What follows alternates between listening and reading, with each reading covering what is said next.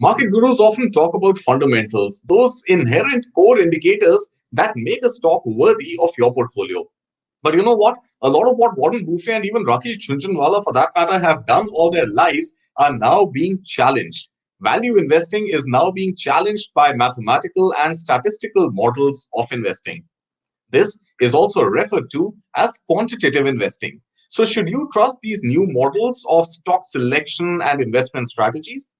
Or do you feel safer as an investor to go after the tried and tested blue chip companies, blue chip stocks?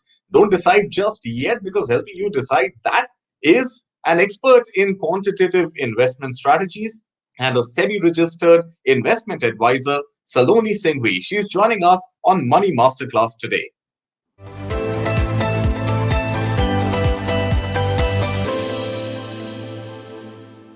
So, Saloni, thank you so much for joining us on Money Masterclass. To begin with, algo trading is not really quantitative investment. How are the two similar or different? Thank you so much, Karthik, for having me on the show. It's my pleasure to be here. So basically, if you were to think of it, quantitative investment or quantitative investing strategy is the strategy or philosophy that you use for investing, whereas algo trading or algos is the execution of that methodology or that strategy. So algos essentially help you execute whatever your strategy is, which is based on quantitative investing.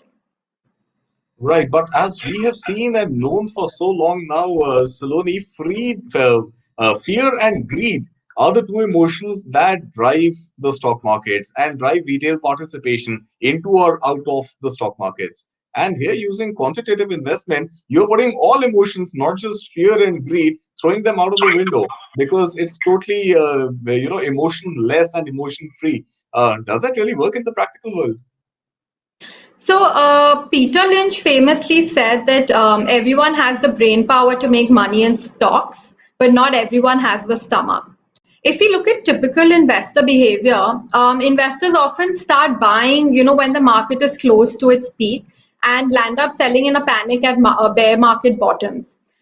In fact, actually, research by Axis showed that if a fund returns 19%, the investor returns were only 13%. And this gap is there because investment is more about managing human behavior rather than picking the right stock or fund to invest in. What happens is emotion often impedes rational decision making. There are many biases that creep in, even those who are experts or the best investors, sometimes there would be a tendency for some of these biases to creep in. And this is exactly where quantitative investing, or quant as it's known, comes in. So quant models essentially use research insights to determine patterns in the data to build a mathematical model. Now, each model will look for a pattern in the past and extrapolate it to the future. This could be based on pure mathematics, like in case of technical analysis, or various factor-based strategies like value, growth, quality, etc. So quantitative investing is essentially a set of rules that are defined based on select parameters and that correlation to performance. So this, because quantitative investing is based on empirical evidence and not emotions, it entirely rules out human biases. Right. But since you're looking at past data and since you're looking at historical indicators, these are not necessarily indications for the future. And this is where the human intelligence comes in, where you are analyzing the political environment, the economic environment, and making some judgment calls for the future. Can that skill really be replaced by computer algorithms and data crunching? So, in fact, if we often see history repeats itself, Sir John Templeton famously said that the four more dangerous words in investing are "this time it's different." So, historically, if you see, there will be various patterns that actually can predict returns. Obviously, your model or system is as good as the data that you feed in, and there might be some cases where there are black swan events which are not model, but this is where your risk management system comes into play. Right. So let's talk about the risk management and let's talk about risk being involved in quant techniques. Is it fair to say that quant techniques are going to eventually be riskier than human-based selection of stocks and human-based strategies, simply because these black swan sort of events will happen every once in a while, and a computer algorithm may not be equipped to handle those?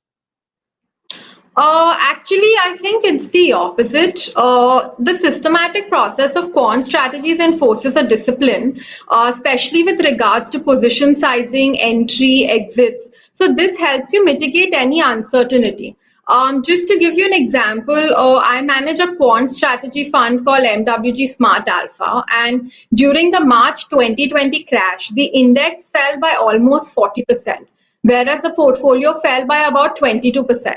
So, because of the strong risk management systems, it actually helps you limit the downside substantially, which ultimately helps in protecting your upside. So, I think this is one of the strongest proponents of quant strategies is also the strong risk management systems. Okay. It all sounds really complex for a retail investor to be able to do by himself or herself.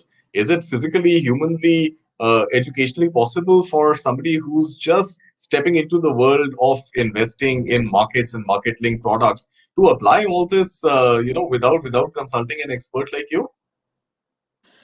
I think this is the case which applies to investing in general, not just quantitative investing in specific. Anyone who's new to the markets and just entering the markets, it would take that person some time to understand the markets, what are the factors that are important, how markets move, and only then would they really be able to truly invest in the markets. So I think this is something that would affect anyone entering the markets and not just specifically quantitative investing. Okay, but as a retail investor, how do I participate in a fund or in a small case or in a stock using quantitative methods? How do I go ahead and do that? Are there mutual funds that offer this technique? So traditionally, actually in India, retail was priced out since quant strategies were largely available only to HNIs via PMS funds. Currently, quant funds are in a very nascent stage in India, comprising of only 0.1% of the mutual fund industry. The largest fund is DSP Quant Fund with an AUM of 800 crores. So that is one way to get exposure to a quantitative strategy. Alternately, another way to get exposure is also via small cases. Multiple SEBI registered managers like me have launched several small cases with quant based strategies, which have substantially outperformed the index. Okay. So let's talk about your small case and let's talk about who is investing in your small case. Is there a persona? Is there an audience which is specifically designed to be investing in small cases as compared to a large section of society which feels mutual funds are a better bet and a tried and tested bet to park their hard-earned money in? I believe small cases are apt for somebody who is looking for a slightly riskier or a more aggressive investment strategy. Also, because since these are strategies that are more institutional in nature, the risk versus obviously holding a mutual fund is slightly higher. So, in terms of the kind of persona I would imagine investing in the small case, so that is currently investing in our small cases, is someone who is basically who understands the markets a little bit, understands the volatility with direct equity investing, wants to take a slightly more hands-on approach to investing, and has an aggressive outlook, so is okay with slightly higher volatility in return for higher for outperformance versus the benchmark. Right. So I was also reading somewhere that during my part of research before I went into this conversation with you, where you can test these models and you can test these hypotheses of quant investing historically using the same data through which you are deciding on the stocks. So if you were to look at historical testing of quant techniques, how have they performed versus benchmark indices like the Nifty 50? So just to give you a sense, for example, we backtested our strategy from 2003. This is because from 2003 you have multiple market and economic cycles. You have the bull run, you have a crash, you have a consolidation phase in the markets.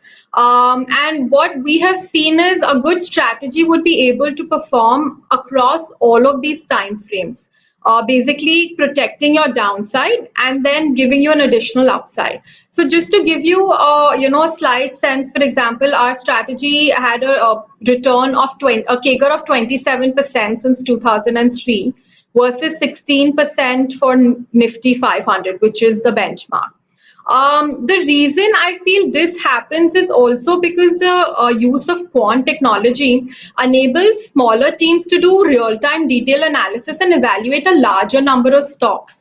So this can actually throw up many hidden gems because most brokerages or most equity teams would at max be evaluating 200 to 300 companies.